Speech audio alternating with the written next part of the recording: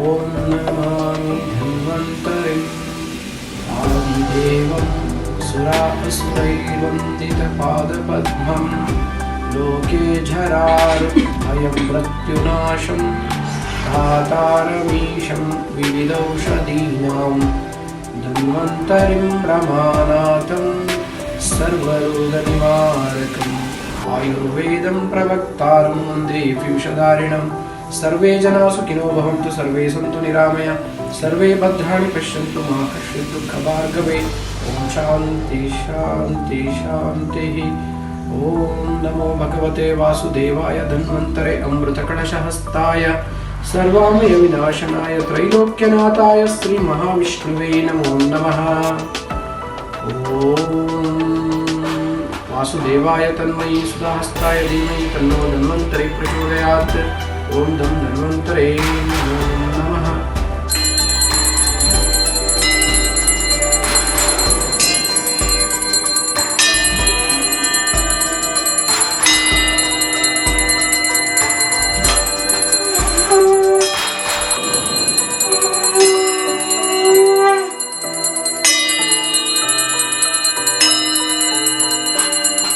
ನಮಸ್ಕಾರ, ನಾನು doctor Nagaraj S ಅಂಗಡಿ, ಆತ್ರೇಯ ಆಯುರ್ವೇದಾಲಯ, ದುರ್ಗಿಗುಡಿ, ಶಿವಮೊಗ್ಗ.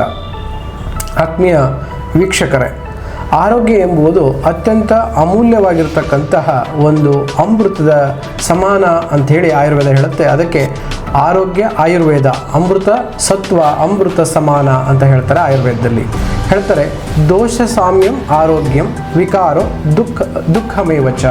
ಅಂದರೆ ವಿಕಾರ ನಮಗೆ ದುಃಖವನ್ನು ತರುತ್ತೆ, ಆರೋಗ್ಯ ನಮಗೆ ಸುಖವನ್ನು ನೀಡುತ್ತೆ. ಹಾಗೆ ದೋಷಗಳ ಸಾಮ್ಯತೆ ಆರೋಗ್ಯವನ್ನು ನೀಡುತ್ತೆ, ದೋಷದ ವೈಷಮ್ಯ ಅನಾರೋಗ್ಯ ರೋಗವನ್ನು ವಿಕಾರವನ್ನು ನೀಡುತ್ತೆ.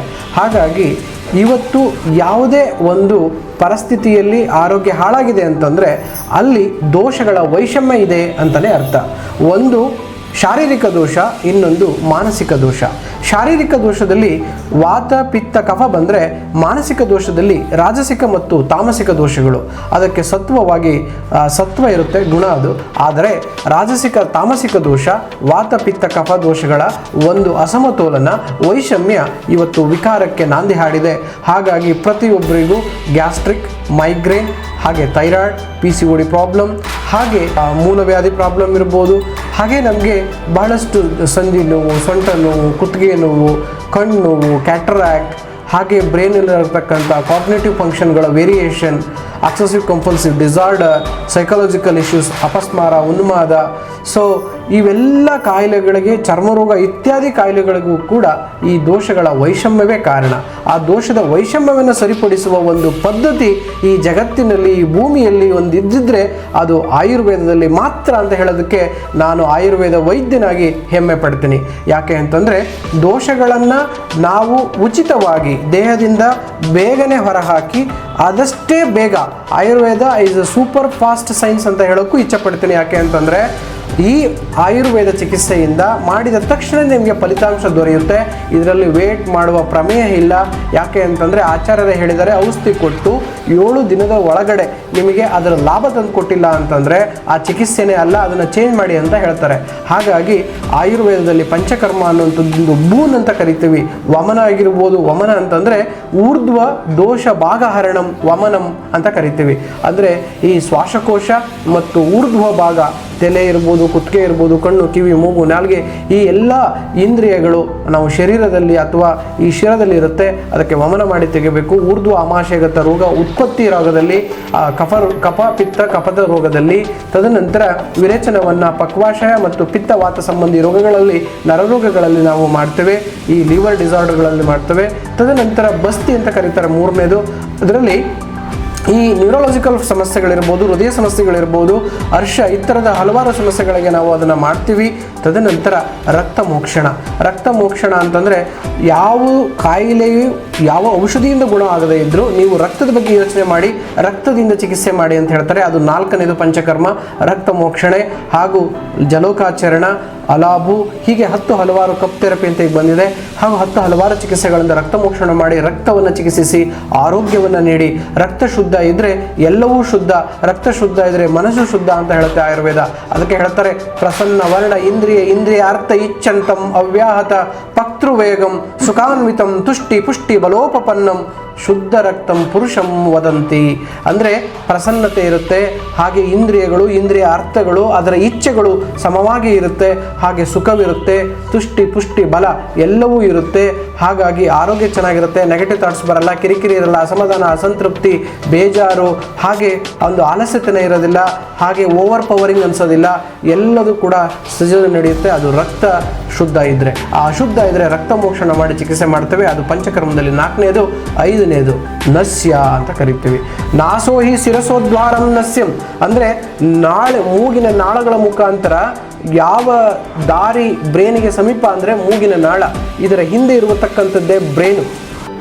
ಯಾವುದೇ ಔಷಧಿ ಕೊಟ್ಟರು ಬ್ರೇನ್ ಅದನ್ನು ರೀಚ್ ಮಾಡೋಕ್ಕಾಗೋದಿಲ್ಲ. ಯಾಕೆಂತಂದರೆ ಬ್ಲಡ್ ಬ್ರೈನ್ ಬ್ಯಾರಿಯರ್ ಅಂತ ಒಂದು ಬ್ಯಾರಿಯರ್ ಸಿಸ್ಟಮ್ ಇದೆ. ಹೇಗೆ ನರೇಂದ್ರ ಮೋದಿಯವರನ್ನು ನಾವು ನೇರವಾಗಿ ಮುಟ್ಟಕ್ಕಾಗಲ್ವೋ, ಬ್ರೈನನ್ನು ಕೂಡ ನೇರವಾಗಿ ರೀಚ್ ಮಾಡೋಕ್ಕಾಗೋದಿಲ್ಲ. ಅದಕ್ಕೆ ನಮ್ಮ ದೇಹದಲ್ಲೇ ಒಂದು ಡಿಫೆನ್ಸ್ ಮೆಕ್ಯಾನಿಸಮ್ ಇದೆ, ಅದಕ್ಕೆ ಬ್ಲಡ್ ಬ್ರೈನ್ ಬ್ಯಾರಿಯರ್ ಅಂತ ಕರಿತೀವಿ. ಔಷಧಿಗಳು ಕೂಡ ರೀಚ್ ಮಾಡೋಕ್ಕಾಗೋದಿಲ್ಲ. ಎಲ್ಲ ಔಷಧಿಗಳು, ಕೆಲವೇ ಔಷಧಿಗಳು ಅದನ್ನು ರೀಚ್ ಮಾಡೋಕ್ಕಾಗುತ್ತೆ ಬ್ರೈನನ್ನು. ಆದರೆ ಇದು ಬೈಪಾಸ್ ಇದ್ದಂಗೆ ನಾಸ್ಟ್ರಿಲ್. ಸೊ ನಾಸಗಳ ಮುಖಾಂತರ ನಾವು ಬ್ರೈನನ್ನು ರೀಚ್ ಮಾಡ್ತೀವಿ. ಅದಕ್ಕೆ ನಸ್ಯ ಅಂತ ಕರಿತೀವಿ. ಇವತ್ತು ನ್ಯಾನೋ ಪಾರ್ಟಿಕಲ್ ಅಂತಹ ಬಹಳಷ್ಟು ಔಷಧಿಗಳನ್ನು ನಾವು ಬ್ರೈನಿಗೆ ಮುಟ್ಟಿಸಿ ಈ ಅರ್ಧಿತ ಪೇಸಿಲ್ ಪ್ಯಾರಲೈಸಿಸ್, ಪಕ್ಷಾಘಾತ ಅಂದರೆ ನಾವು ಒಂದು ಭಾಗಕ್ಕೆ ಊನವಾಗಿರ್ತಕ್ಕಂತಹ ಲಕ್ವ ಇರ್ಬೋದು, ಅದರಂತೆ ಮೈಗ್ರೇನ್ ಇರ್ಬೋದು, ತಲೆನೋವು ಇರ್ಬೋದು, ಕಿವಿ, ಕಣ್ಣು, ಮೂಗು, ನಾಲಿಗೆ, ಊರ್ಧ್ವ ಜತೃಗತ ವಿಕಾರಗಳಲ್ಲಿ ಅದನ್ನು ಮಾಡ್ತೀವಿ. ಅದಕ್ಕೆ ನಸ್ಯ ಅಂತ ಕರಿತೀವಿ. ಅದು ಕೂಡ ವೆರಿ ಎಫೆಕ್ಟಿವ್. ಇವತ್ತಿನ ಎಲ್ಲ ಜನಸಮೂಹಕ್ಕೆ ನಾನು ಒಂದು ಸಂದೇಶ ಕೊಡ್ತೀನಿ. ಏನಪ್ಪ ಅಂತಂದರೆ, ಆರೋಗ್ಯವಾಗಿರಬೇಕು ಅಂತಂದರೆ ಪ್ರತಿಯೊಬ್ಬ ಆರೋಗ್ಯವಂತ ಮನುಷ್ಯ ಆಯುರ್ವೇದವನ್ನು ದಯವಿಟ್ಟು ಪಾಲಿಸಿ. ಅದರಲ್ಲೂ ಪಂಚಕರ್ಮಗಳನ್ನು ಸೂಕ್ತ ನುರಿತ ಆಯುರ್ವೇದ ವೈದ್ಯರಿಂದ ಮಾಡಿಸಿ. ನಿಮಗೆ ಅನಾರೋಗ್ಯ ಬರೋದಿಲ್ಲ. ಒಂದು ವೇಳೆ ಅನಾರೋಗ್ಯ ಬಂದಿದ್ದರೆ ನಿಮಗೆ ಆ ರೋಗಕ್ಕೆ ಔಷಧಿಯನ್ನು ನೀಡ್ತಾರೆ. ಔಷಧಿಗಳನ್ನು ಬಳಸಿ ಆರೋಗ್ಯವಾಗಿರಿ. ಹಾಗಾಗಿ ಆಯುರ್ವೇದ ಹೇಳುತ್ತೆ, ಸ್ವಸ್ಥಸ್ಯ ಸ್ವಾಸ್ಥ್ಯ ರಕ್ಷಣಂ ಆತುರಸ್ಯ ವಿಕಾರ ಪ್ರಶಮನಂ. ಆತುರವಾಗಿರೋರನ್ನ ಔಷಧಿ ಕೊಟ್ಟು ಗುಣಪಡಿಸಿ, ಆಮೇಲೆ ಆರೋಗ್ಯವಾಗಿರೋರನ್ನ ಆರೋಗ್ಯವಾಗೇ ಇರಬೇಕು ಅಂತಹ ಒಂದು ಸನ್ನಿವೇಶವನ್ನು ಕ್ರಿಯೇಟ್ ಮಾಡೋದಕ್ಕೆ ಇವೆಲ್ಲ ಔಷಧಿಗಳು, ಪಂಚಕರ್ಮಗಳನ್ನು ಹೇಳಿದ್ದಾರೆ. ಅದಕ್ಕೆ prevention is better than cure ಅಂತಾರೆ. ನಾವು ರೋಗಗಳನ್ನು ತಡೆಗಟ್ಟಬೇಕು, ರೋಗಗಳು ಬಂದ ಮೇಲೆ ಗುಣಪಡಿಸಬೇಕು. ಇದು ಆಯುರ್ವೇದದ ಮೂಲ ಸಿದ್ಧಾಂತ ಮತ್ತು ಏಮ್ ಆ್ಯಂಡ್ ಆಂಬಿಷನ್. ಹಾಗಾಗಿ ಆಯುರ್ವೇದವನ್ನು ಪಾಲಿಸಿ. ಇವತ್ತು ಅದೇ ಒಂದು ಉದ್ದೇಶದಿಂದ ನಾವು ವಮನ ಕರ್ಮವನ್ನು ಕೈಗೊಂಡು ಬೆಳಗ್ಗೆಯಿಂದ ಈ ವಮನ ಕರ್ಮ ಸಂಪೂರ್ಣ ಸರಾಗವಾಗಿ ನಡೆದು ಚೆನ್ನಾಗಿ ನಡೀತಾ ಇದೆ. ಅದಕ್ಕೆ ಮೂಲ ಕಾರಣ ದೋಷಗಳ ವೈಷಮ್ಯ, ಪಿತ್ತ ಮತ್ತು ಕಫದೋಷದ ಒಂದು ಉದ್ರೇಕತೆ, ಅದರಿಂದ ಆಗುವಂತಹ ಒಂದು ಅಜೀರ್ಣ ಇರ್ಬೋದು, ಒಂದು ನೆಗೆಟಿವ್ ಥಾಟ್ಸ್ ಇರ್ಬೋದು, ಅಥವಾ ಆಲಸ್ಯತನ ಇರ್ಬೋದು, ಅಥವಾ ಮದ ಇಂಟಾಕ್ಸಿಕೇಷನ್ ಇರ್ಬೋದು, ಅಥವಾ ಓವರ್ ಪವರಿಂಗ್ ಇರ್ಬೋದು, ಅಥವಾ ನಿದ್ರೆಯಲ್ಲಿ ವೇರಿಯೇಷನ್ ಇರ್ಬೋದು, ಹೇರ್ ಫಾಲ್ ಇರ್ಬೋದು. ಹೀಗೆ ಹಲವಾರು ಸಮಸ್ಯೆಗಳಿಗೆ ಆ ವಮನ ಕ್ರಿಯೆಯನ್ನು ಮಾಡಿದ್ದೇವೆ. ವಮನ ಕರ್ಮ ಸಂಪೂರ್ಣವಾಗಿ ಮುಗಿದಿದೆ. ಅದರ ಒಂದು ದೃಶ್ಯವನ್ನು ನೀವು ನೋಡ್ಬೋದು. ಅಲ್ಲಿ ಸಂಪೂರ್ಣವಾಗಿ ಕಫ ಮತ್ತು ಪಿತ್ತ ದೋಷಗಳ ಒಂದು ದರ್ಶನ. ಯಾಕೆ ಅಂತಂದರೆ ದೇಹದಲ್ಲಿರ್ತಕ್ಕಂಥ ದೋಷಗಳು ಹೊರಬಂದಿದೆ. ಈಗ ದೇಹ ಶುದ್ಧಿಯಾಗಿದೆ, ದೇಹ ಶೋಧನೆಯಾಗಿದೆ. ಈಗ ನೇರವಾಗಿ ನಮ್ಮ ಆರೋಗ್ಯ ಆಕಾಂಕ್ಷಿಯಾಗಿರ್ತಕ್ಕಂತಹ ಆರೋಗ್ಯ ಸಾಧಕರನ್ನು ಕೇಳೋಣ. ವಮನ ಆದಮೇಲೆ ಯಾವ ಥರದ ಭಾವನೆ ಅವರ ದೇಹದಲ್ಲಿ ಮತ್ತು ಮನಸ್ಸಿನಲ್ಲಿ ಮೂಡಿದೆ ಅನ್ನುವ ಒಂದು ಸನ್ನಿವೇಶವನ್ನು ಕೇಳುವಂಥ ಸಂದರ್ಭ. ಮೇಡಮ್ ಹೇಳಿ, ನಿಮಗೆ ಈಗ ವಮನ ಆದಮೇಲೆ ಯಾವ ಥರದ ಭಾವನೆಗಳು ನಿಮ್ಮ ದೇಹಕ್ಕೆ ಅನಿಸ್ತಿದೆ ಅನ್ನೋದನ್ನು ನಮ್ಮ ಆರೋಗ್ಯ ಆಕಾಂಕ್ಷೆಗಳೊಂದಿಗೆ ಹಂಚ್ಕೋಬೇಕು ಅಂತೇಳಿ ನಿಮ್ಮಲ್ಲಿ ಕೇಳ್ಕೊಳ್ತೀನಿ. ಎಸ್ ಸರ್, ವಮನ ಆದಮೇಲೆ ನನಗೆ ಸ್ವಲ್ಪ ಲೈಟ್ ಫೀಲ್ ಆಗ್ತಾ ಇದೆ. ಓಕೆ. ಮತ್ತು ಉಸಿರಾಡೋಕ್ಕೆ ತುಂಬ ಚೆನ್ನಾಗಿ ಹೆಲ್ಪ್ ಆಗ್ತಾ ಇದೆ. ಎಷ್ಟೋ ವರ್ಷಗಳಿಂದ ಹಿಂಗೆ ಉಸಿರಾಡೋಕ್ಕೆ ಆಗ್ತಾನೆ ಇರಲಿಲ್ಲ ಅನ್ನೋ ಥರ ಅನಿಸ್ತಾ ಇತ್ತು. ತುಂಬ ಕ್ಲಿಯರಾಗಿ ಉಸಿರಾಡ್ತಿದ್ದೀನಿ. ಮತ್ತು ನನಗೆ ಅನ್ನಿಸ್ತಾ ಇದೆ ದಟ್ ಅಷ್ಟೆಲ್ಲ ಕಫ ನನ್ನೊಳಗಿತ್ತಲ್ವಾ, ಓ ಮೈ ಗಾಡ್ ಇಷ್ಟೊಂದೆಲ್ಲ ಇದೆ, ನಾನು ಮೊದಲಿಗೆ ಬಂದು ಮಾಡಿಸ್ಕೊಳ್ಬೇಕಿತ್ತು, ನಾನು ಲೇಟ್ ಮಾಡಿದ್ನೇನೋ ಅಂತ. ಬಟ್ ಬಂದಿರೋ ಟೈಮ್ ಕರೆಕ್ಟಾಗಿ ಇವಾಗ ಆಯಿತು. So that's it's very thank you to you actually. Because ನನ್ನ ಯಾವ ಬಾಡಿ ಕಂಪೋಸಿಷನ್ ಏನು ಅಂತ ನೋಡಿಕೊಂಡು ಕರೆಕ್ಟಾಗಿ ಡಯಾಗ್ನೈಸ್ ಮಾಡಿ ಆ್ಯಂಡ್ ಅದಕ್ಕೆ ನನಗೆ ಕರೆಕ್ಟಾಗಿರೋ ಒಂದು ಕರ್ಮನ ನೀವು ಮಾಡಿಕೊಟ್ಟಿದ್ದೀರಾ. So thank you so much. Thank you. ಯಾಕೆಂತಂದರೆ ಆರೋಗ್ಯದ ಒಂದು ವೃತ್ತಿಯಲ್ಲಿರುವ ನಮಗೆ ಸರಿಯಾದ ಒಂದು ಡಯಾಗ್ನೋಸಿಸನ್ನು ಮಾಡಿ ಚಿಕಿತ್ಸೆಯನ್ನು ಕೊಟ್ಟು ನಿಮಗೆ ಆರೋಗ್ಯವನ್ನು ಕೊಟ್ಟಾಗ ಆಗುವ ಆನಂದ ನಾವೇನು ತಗೊಂಡ್ರೂ ಆಗೋದಿಲ್ಲ. ಆರೋಗ್ಯ ಆಕಾಂಕ್ಷೆ ಗುಣ ಆದರೆ ಸಾಕು, ನಮಗೆ ಅಷ್ಟು ಸಂತೋಷ ಆಗುತ್ತೆ. ಅಂತಹ ಒಂದು ಒಳ್ಳೆಯ ಪಾಸಿಟಿವ್ ಥಾಟನ್ನು ನೀವು ನಮಗೆ ಹೇಳಿದಿರಿ. ಇನ್ನೂ ಹೆಚ್ಚಿನ ಜವಾಬ್ದಾರಿ ನಮಗೆ ಬಂದಿದೆ. ಇನ್ನೂ ಹೆಚ್ಚಿನ ಆರೋಗ್ಯವನ್ನು ಕೊಡೋದಕ್ಕೆ ಆ ಭಗವಾನ್ ಧನ್ವಂತರಿ ನಿಮಗೆ ಎಲ್ಲ ಮಾರ್ಗಗಳನ್ನು ನೀಡಲಿ. ಅದರ ಮುಖಾಂತರ ನೀವು ಆರೋಗ್ಯವಾಗ್ರಿ ಅಂತ ನಾವು ಆಶಿಸ್ತಾ ಇವತ್ತಿನ ಸಂದರ್ಶನವನ್ನು ಮುಗಿಸ್ತೀವಿ. ನಮಸ್ಕಾರ. Generate by AI.